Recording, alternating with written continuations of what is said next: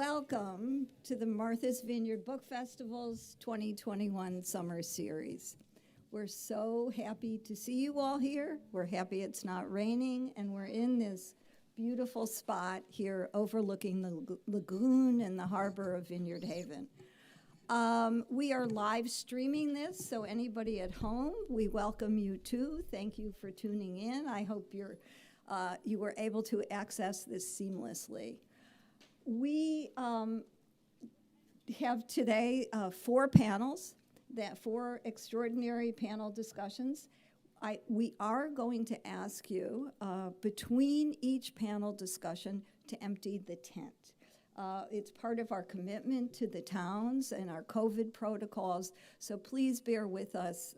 I know people like to colonize their seat and stay there for the day, but we're just going to have to be a little bit more flexible today. So just a few announcements besides welcoming you and letting you know how happy we are that you're here and how grateful we are for your support.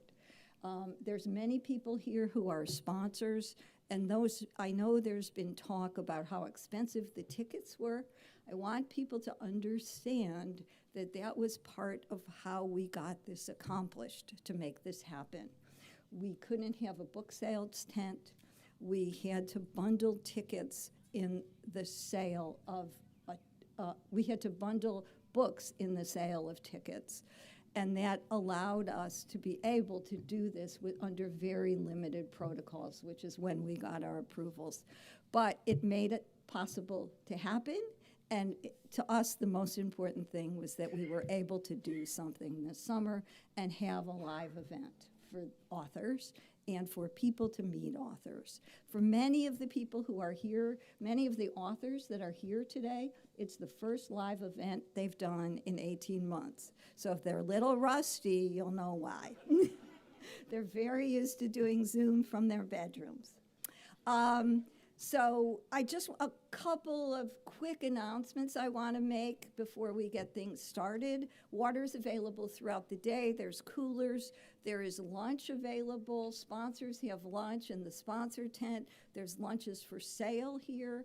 There's books for sale. In addition to the books that you picked up, there's all the books for sale, or most of them. We encourage you, if you're only coming today, to look at the rest of the series and consider buying tickets for the other days. There's our lovely tote bags that are available for sale too. And at the end of the session, at the end of the panel, the moderator will run a question and answer session, but we ask that you go up to the mics so that everybody can hear you, especially those people at home. With that, I will turn to the panel at hand. The fun thing about putting this together, besides organizing water and flowers, is putting the great talent that we have together and figuring out how panels can come together so people can have interesting discussions amongst the authors. Because we have this wonderful pool of talent here, all of these expert scholars in their fields, and the panels give us a chance not to hear, just to hear from them directly, but to hear them interacting amongst themselves. So today's first panel on land, How on Earth, Land in Our Future, with Mark Bittman, Elizabeth Kolbert, and Simon Winchester. It was like, okay, this is an easy one. This was, when you look at how do you create synergies, this brilliantly came together, and we're delighted to have the perfect moderator, Glenn Roberts. Glenn owes his career, he says, to his mother, a Southern cook of great distinction, who mourned the loss of authentic ingredients of the Old South, particularly Carolina gold rice. After over 30 years as a restorer of historic architecture, Glenn changed direction and dedicated his life to not just bringing back old seeds, but traditional systems of agriculture. He's been called a modern-day Johnny Appleseed and a culinary anthropologist. As one James Beard Award-winning chef said, Anson Mills and the work of Glenn Roberts is truly transformative. He's making the world a better place to live, eat, farm, and cook. And we're so glad that he has a home here on Martha's Vineyard so we can tap him to do this panel. So I'd like to bring up to the stage Mark and the rest of the panelists, please.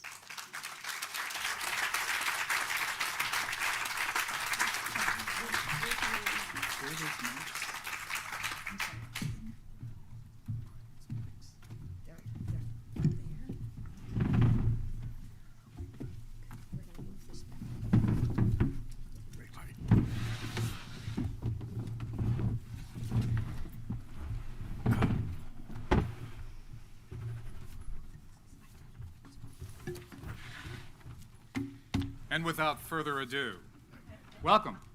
It's an honor to be here, and I have to tell you, there's all kinds of cliches, so I won't go there. I want to say brain trust, et cetera, et cetera. But one thing's for certain, this is not what we do in the field on tractors, yet, okay? So, first, at this end, is Mark Bittman. Has been a leading voice in global food culture and policy for more than 3 decades. He's written more than 20 books, including How to Cook Everything series, Food Matters, and his latest book, Animal, Vegetable, Junk. And since I'm addicted to showing books, this is it. Cool. Okay? It's a history of food from sustainable to suicidal. Interesting. Which the New York Times called epic and engrossing. Hear, hear. Bittman spent 3 decades at the Times, New York Times, where he created The Minimalist, had a 5-year stint as the Sunday Magazine's lead food writer, and became the country's first weekly opinion writer at a major publication to concentrate on food.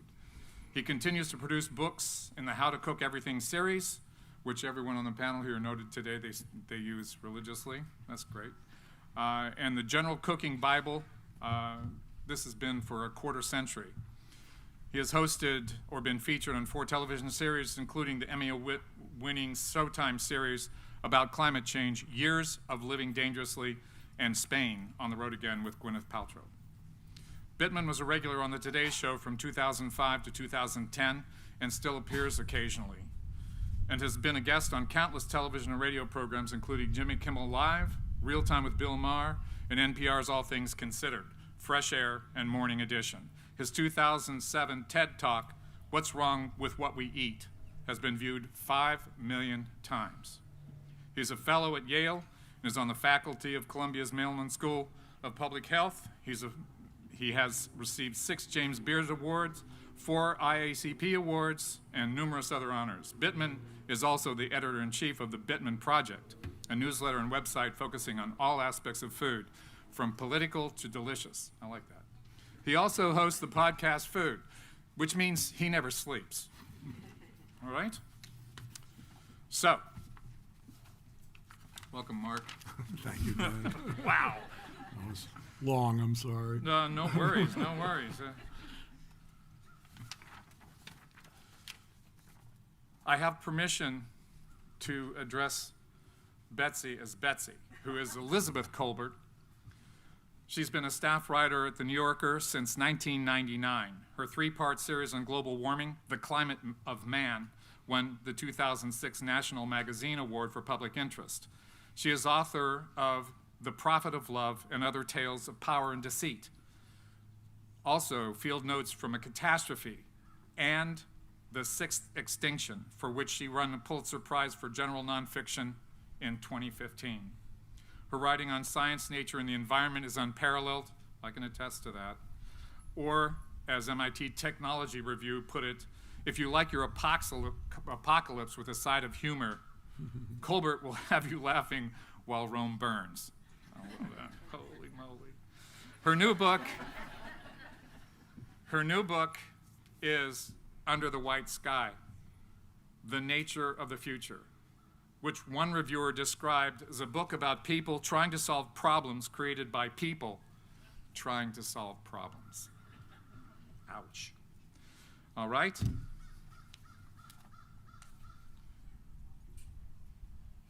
I don't know where to begin with Simon.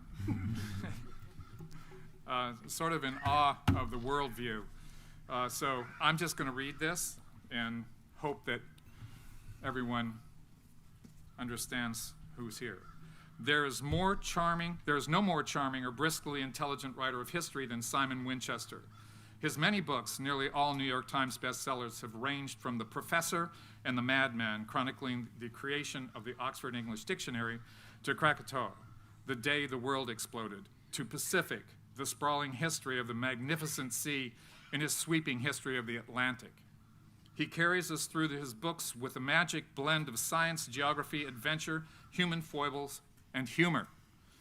As New York Times wrote, he excels at guiding the reader with a contagious sense of wonder. I can attest to that too. This is amazing. In 2006, Winchester was made an officer of the Order of the British Empire by Her Majesty the Queen. He resides in Western Massachusetts. All right? I need to put one addenda in these bios. Elizabeth mentions in here 1816 and froze to death. If you don't know that, you live there. If you live anywhere near here, you experience this, and we carry those in our bones. She may touch on this later. So, without further ado,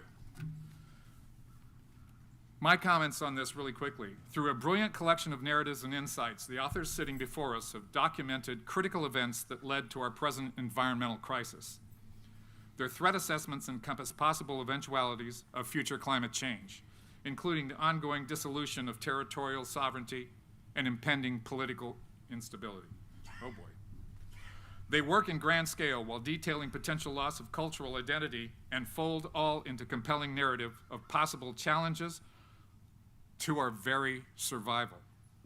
They lay the foundations for what is next with persuasive peer review level histories. Each of these authors has his or her unique vision, and each offers warnings and hope in equal measure. The realization of hope will require all of us to change our local and world behavior and expectations permanently. Read and reread these books, and I mean it. Underscore reread. I learned more the second time than I did the first. This is some of the most exciting reading I've ever done. I'm not saying that because I'm here. It's really true. I'm living this because I farm. Wow.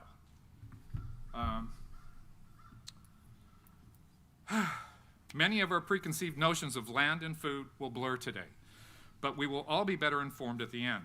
A 60-minute examination of this collection of data interrelationships is daunting for authors and audience, so we will move swiftly, and the panel exchange will be quick.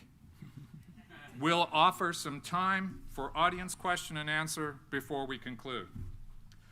Without stopping. Hi, Simon. Hello. Simon, I'm so glad you're here. Europeans in the region of what now runs from Maryland to Florida, we were just talking about this a while ago, documented the scale of managed arable land by native people. At first contact, meaning the first time somebody that wasn't native noticed this, native farmland was nearly the same total acreage as lands farmed in this same region today. Could you describe for us parallels between the phenomenon and native lands under high human management at first contact in what we know as Australia today? Then please tell us how colonial imperialism altered that history. And please offer additional and similar insights from other first contact era lands. Sounds like the sort of thing you're asked at a university tutorial. And you have 30 seconds. I know, exactly. Let me first say something which is going to sound awfully pretentious, and maybe Sue Ellen, who introduced us this morning, has already done it. But it's become customary in a lot of institutions these days to offer what's initially called a land acknowledgement before any talk is given. The land acknowledgement, it has various forms, various lengths. This will be very short, but a reminder to all of us that this land, here in Martha's Vineyard, is actually the ancestral lands of the Wampanoag, and we are tourists here. We are newcomers. We are an invasive species, which is, of course, what Betsy here talks about in her book. So we must acknowledge this. It is crucially important.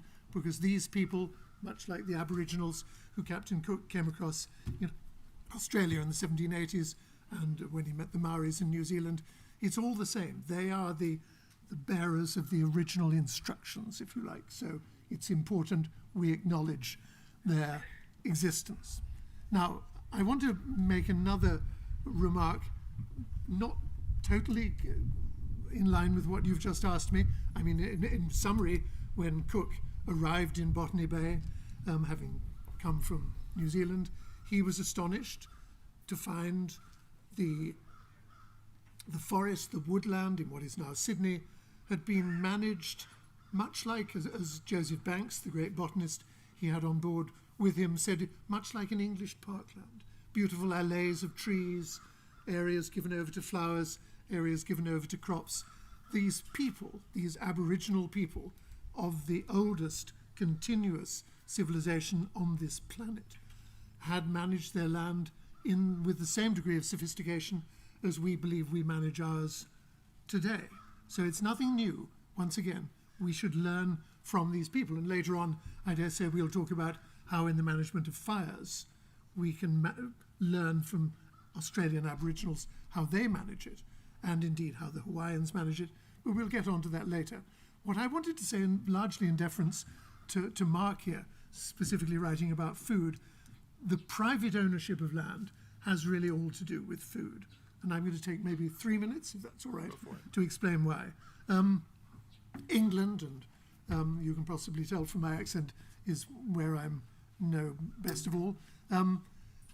In the 14th, 15th centuries, the population was growing rapidly, and the country was not doing terribly well in terms of supplying food to its people because of the existence of what is now known, or then known, as common land. You have a village, and 20 or 30 houses surround a meadow, and maybe in turn surrounded by a meadow, which can be used by everybody, because there was no thought that this land could be privately owned. It was owned by the village.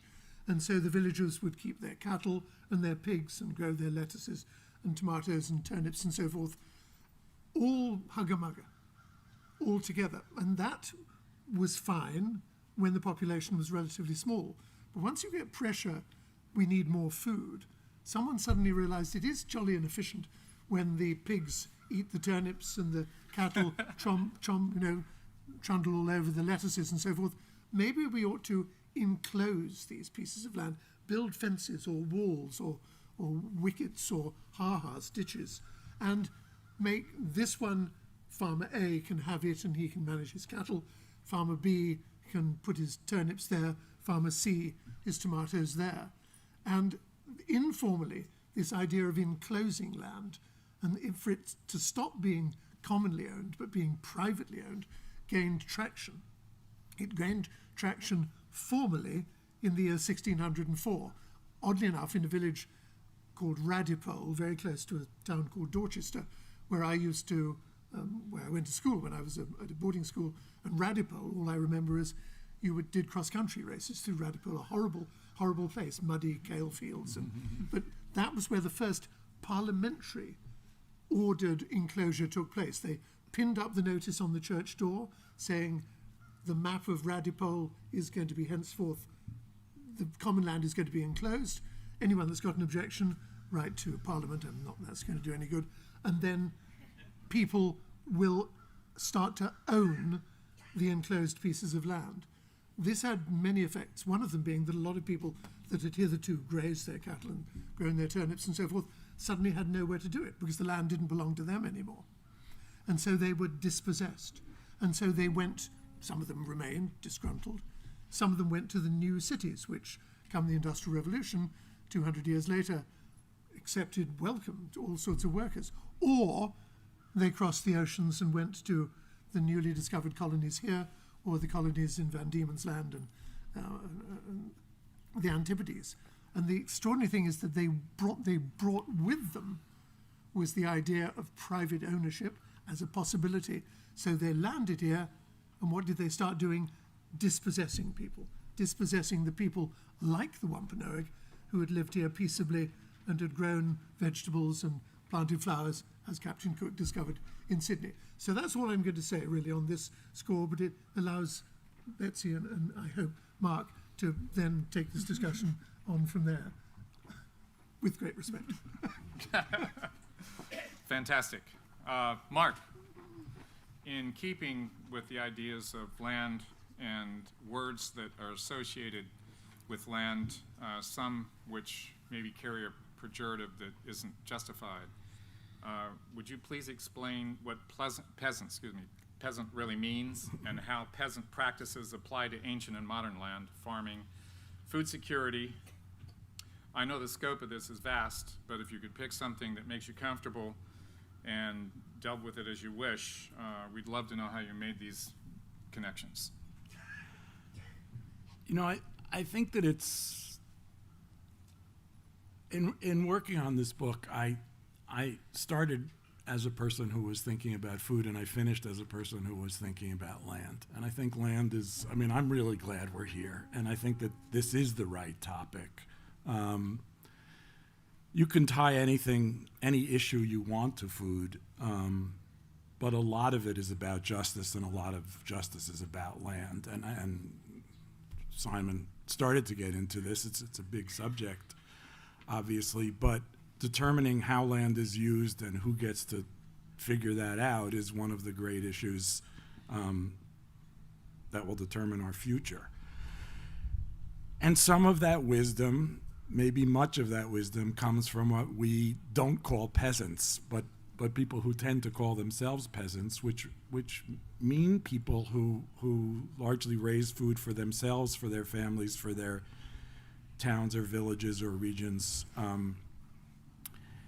and who use the kind of techniques that we've managed to unlearn, and which have led in part to the devastation that we see both agriculturally and environmentally in general that faces us today. So I think in part, I mean, in a way, it would have been great to rehearse this, because we do have a thread from ancient history till now, and each of the four of us has something different to add to that conversation, but it's not orchestrated, it's not choreographed, and that would be fun. I do think that we are going to have to take leadership from people that we call or don't call, again, that we call peasants, and that we forego leadership of people who've managed to industrialize food and everything else and turn it all into a profit center as opposed to a system that might nourish us. So I could go on, but I'll stop there. Excellent, thank you. Betsy, you describe how the ancient to modern human reactions and interactions with nature can be reduced to our insistence on conquering, hate to do that, or fixing, the term I came up with to shorten things up in my head, fixing or conquering nature. When the fix fails, we sort of take a mental leap or something and pretend like we didn't already do something, and then we fix the fix. And that continues. So following examples in your book, these failures appear and reappear time after time, becoming serially wrong, occasionally tragically funny, maybe in a Greek sense, and finally frightening. Would you please give us examples of these failures and help us understand why we almost never learn lessons about correct response to survival challenges? Maybe a departure point would be, for this vast canon of things that would take hours, multiple projects that have failed to address the real challenges and catastrophic problems in the Mississippi River system, which, by the way, all three authors here have hard views on this that are well researched on a peer review level. So thanks, go for it. Well, I will, I just want to, I'll say two things. And I think that, Mark is right. And there is a thread, as disparate as our books are, there really is a thread that unites them. And I think what the perspective that I came at this problem from, which is not exactly a food perspective or a land perspective, but fits in very neatly, and it doesn't directly address the Mississippi situation, though I'm happy the Louisiana and the Mississippi River land loss problem. But maybe I'll take a slightly different tack to sort of give a through line here, and that is the reason that we have a hard time learning these things is because we have so fundamentally altered things. So let's take our food system. It's estimated that something like 3 billion people alive today are alive because of synthetic nitrogen fertilizers.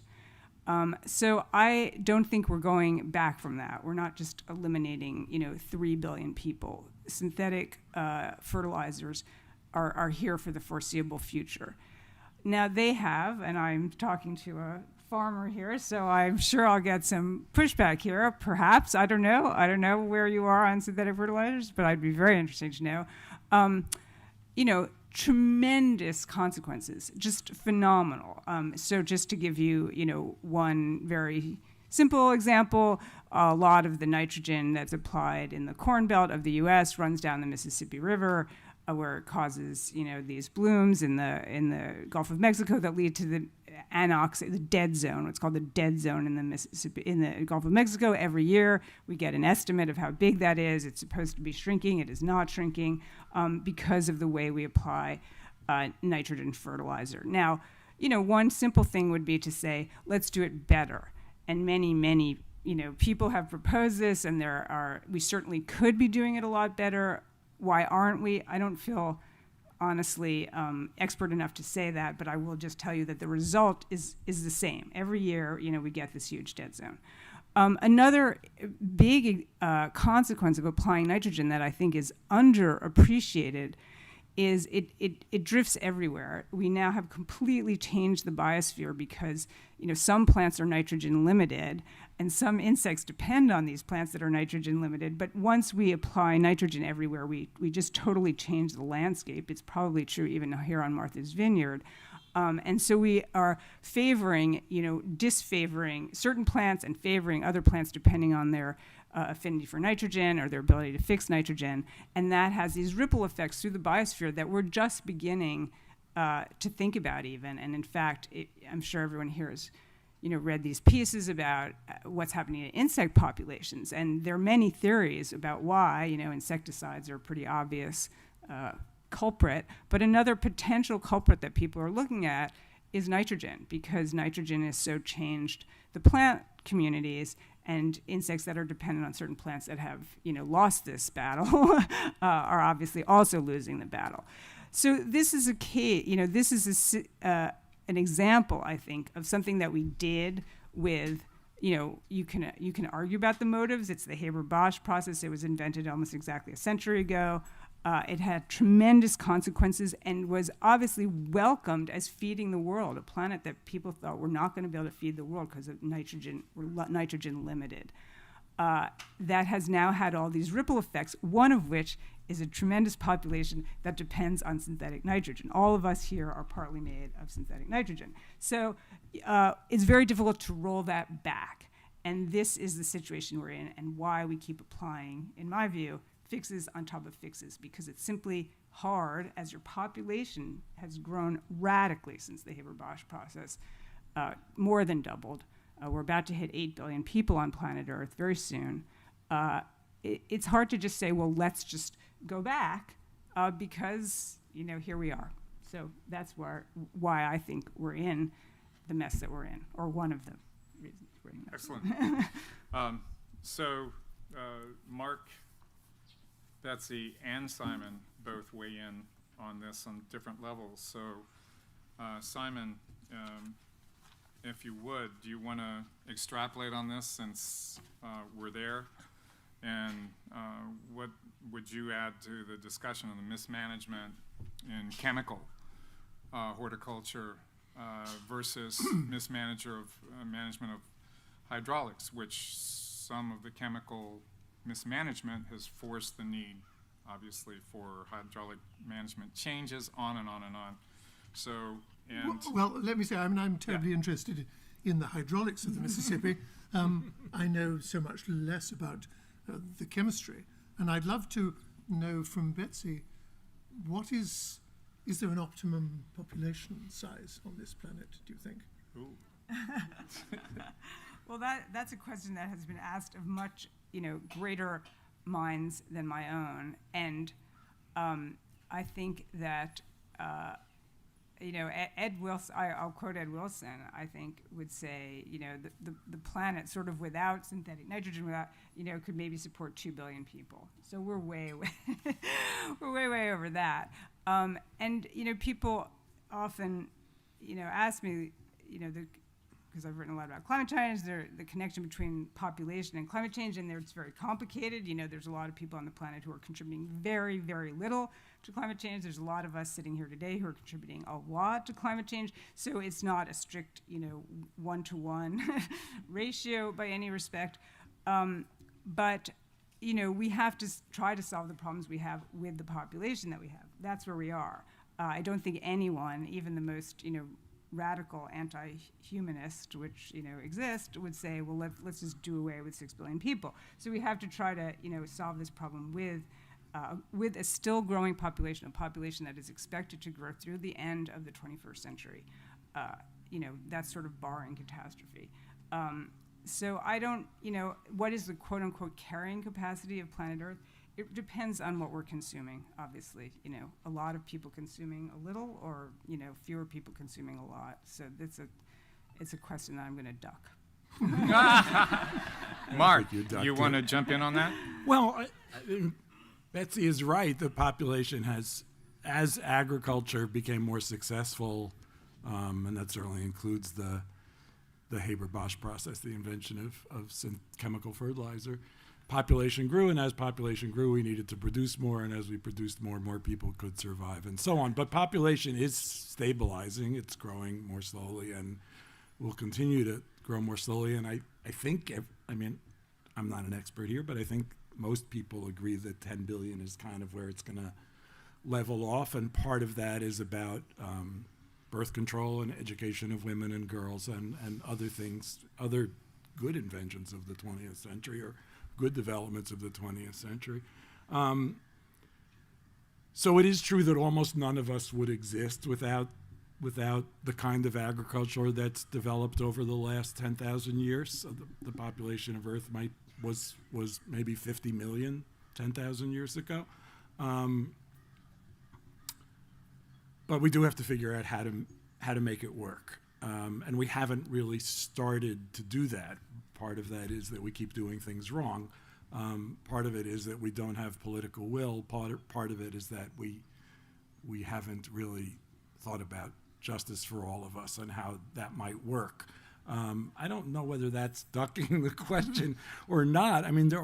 There aren't easy answers, but things are going to stabilize, and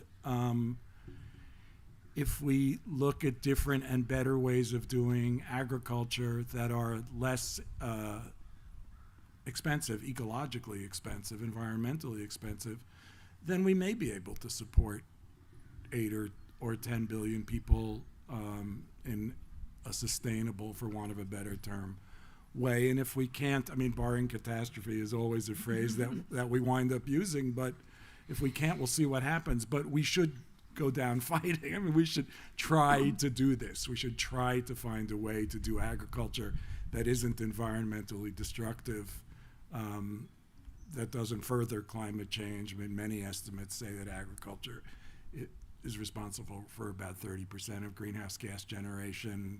That number, anyone can argue about it, but so we just have to try to find a way forward, and there are things we can do. Is it impossible to feed 10 billion people without genetically modified grains? Well, genetically modified grains haven't increased yield, so the question is really, is it possible to feed 10 billion people without destroying the planet? That's the first question. Whatever it takes to answer that, yes, I'm in favor of. I don't think genetic engineering has demonstrated that it's a big part of that picture.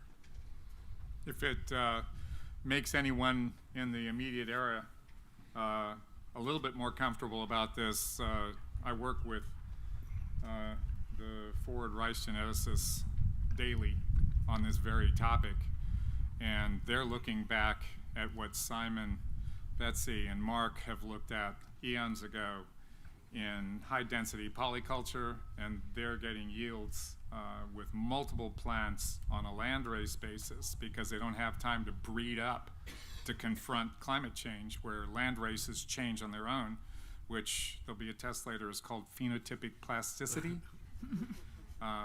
That's my next book. Oh, I don't have a book. The geneticists I work with started on this in 1984. And they're still part of that barrier where we don't get to talk to them very much about this stuff. They literally invite me over and do a dump truck of stuff that I walk away from, sort of like these books, and say, okay, there it is, go try it. So that's been going on now for about 15 years. But the same thing that determines sun cycle in Africa, the same thing that defines milpa on this continent, the same thing that involves controlled burn and other cool burn in Australia.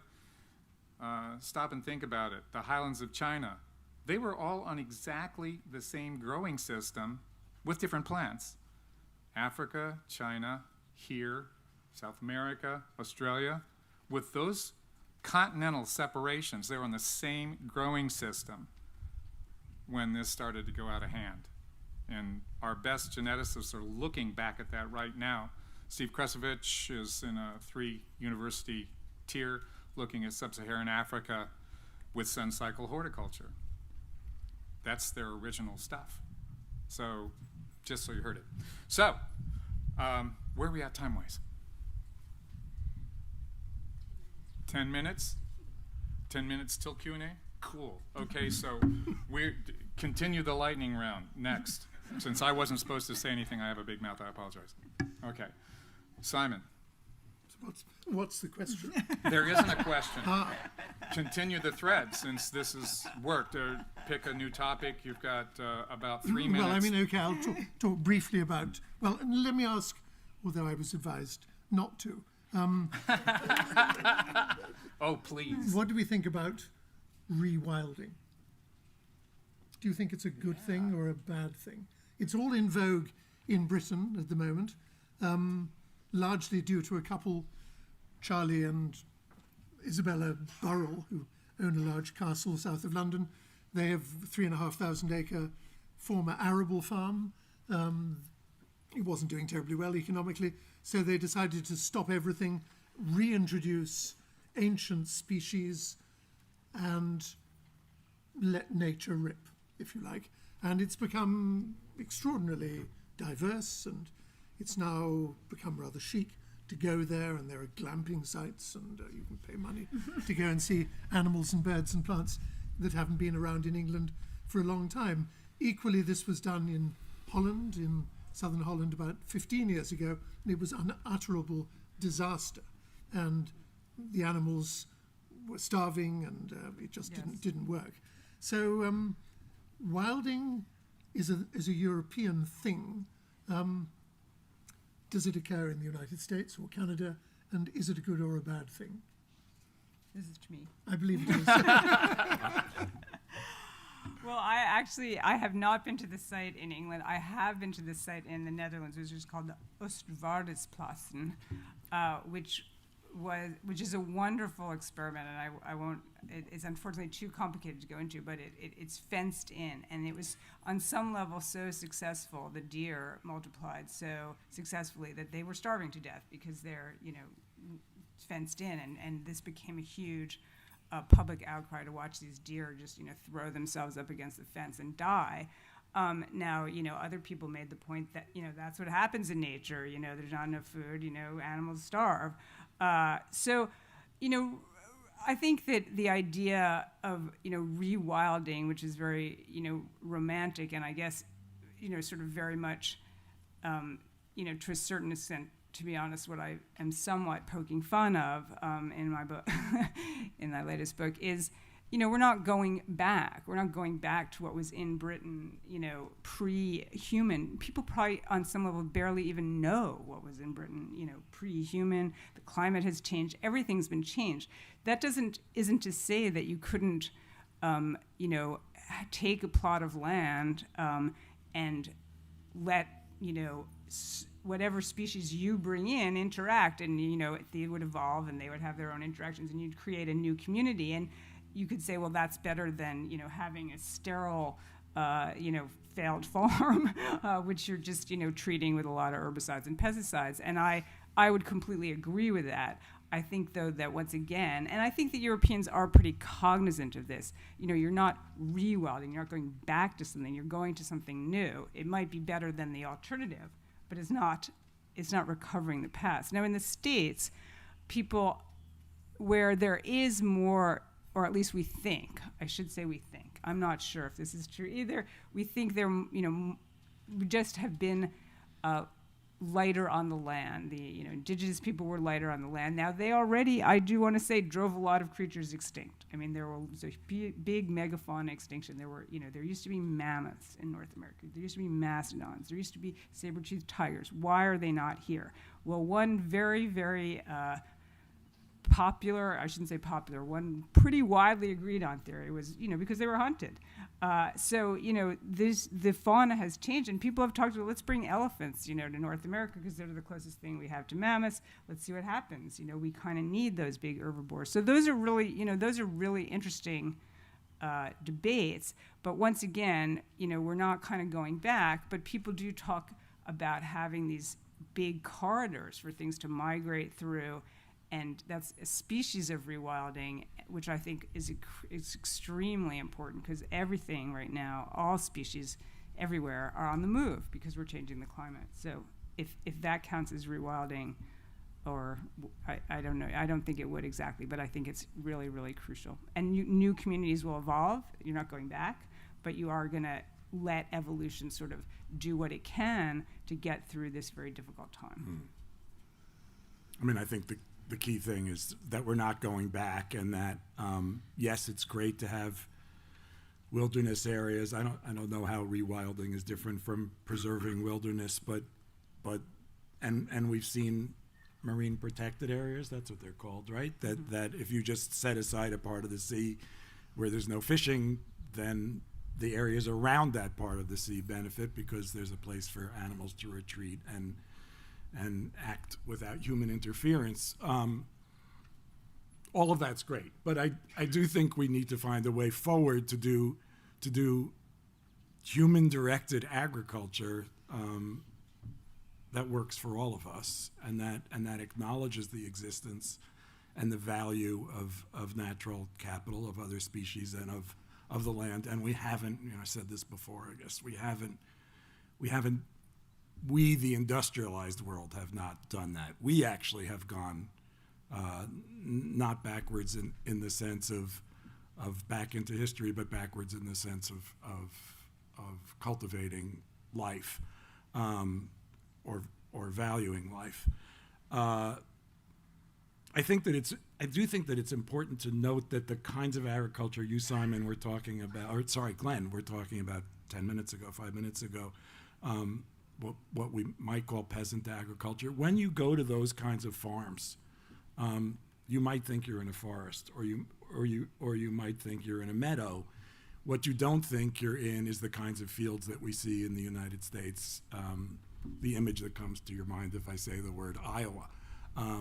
If you go to a milpa in Mexico, you say, "Where's the farm?"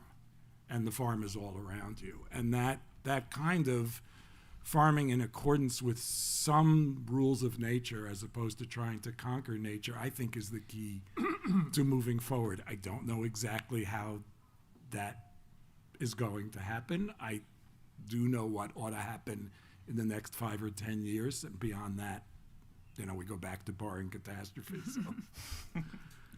I remember vividly the first time when I was a correspondent in the States in the 70s during Watergate.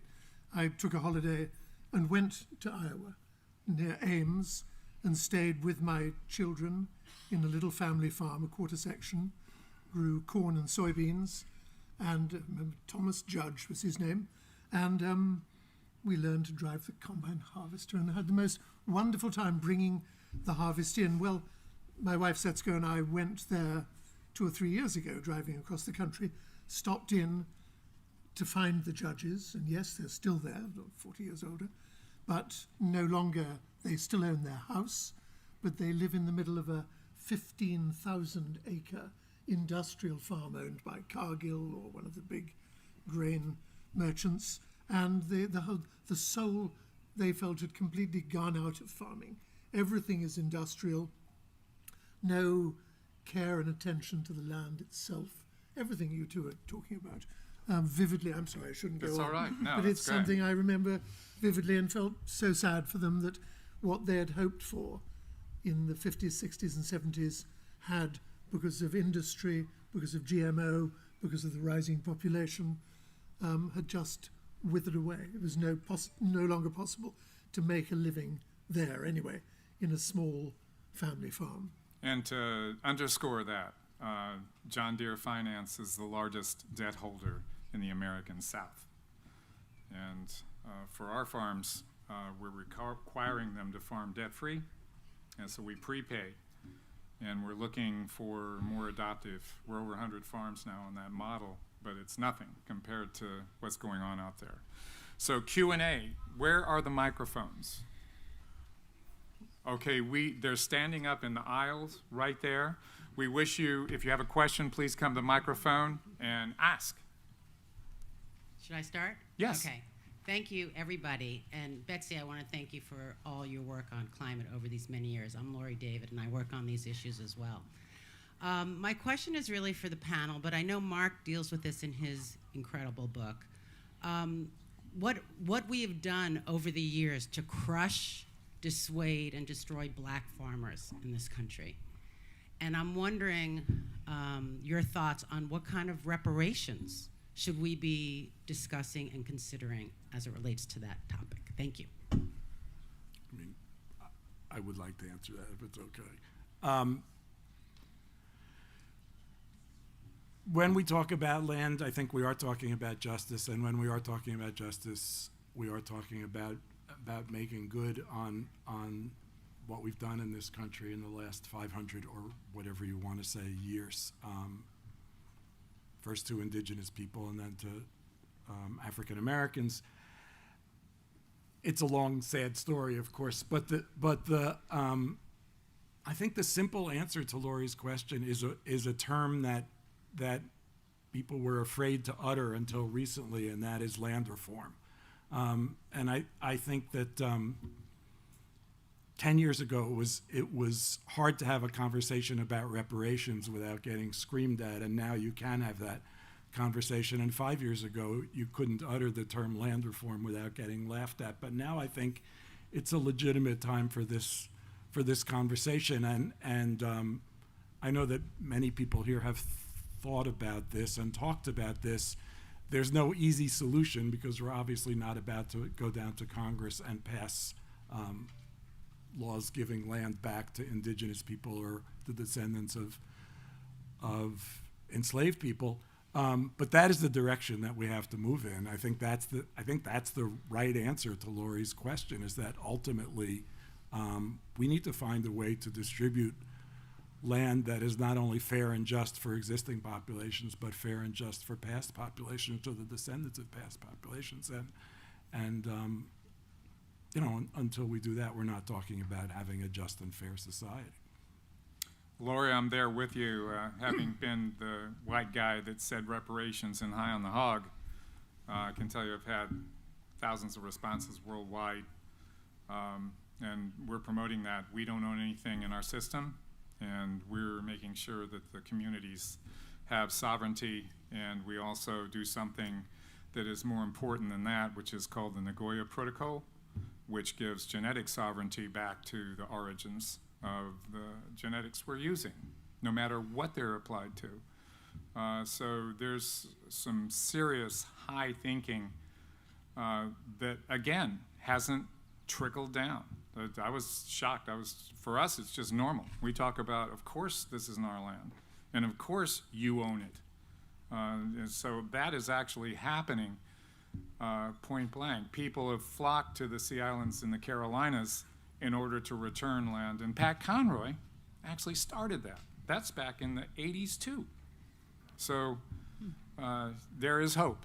And that was excellent, Mark. I think Thank you. I think it's worth looking also at New Zealand, where there's a very energetic, vibrant movement of land reform, giving land back to the Maoris from whom we, the colonialists, stole it in 1840, the Treaty of Waitangi, where basically, I mean, you remember the cliche about they came with their Bibles, and we had the land, they gave us the Bible, we closed our eyes, said our prayers, then we had the Bibles and they had the land.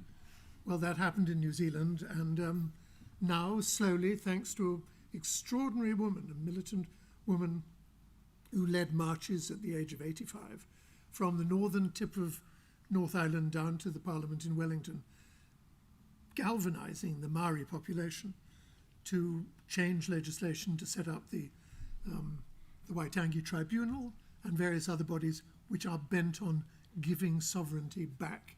It's happening very slowly. It's an extremely complicated legal thing to occur, but it is happening, and I think anyone interested in serious land reform, the kind that, as Mark said, this country badly needs to talk about, should look at what's going on in New Zealand. Kay's brother has worked on that project. He lives in Australia. So, yeah, it's pretty amazing, really amazing. We have 5? Great. Any more questions? Hi, go. Hi. Is any of you familiar with biochar and its use not only as a carbon sequesterer but a soil amendment? And if so, is that practically scalable?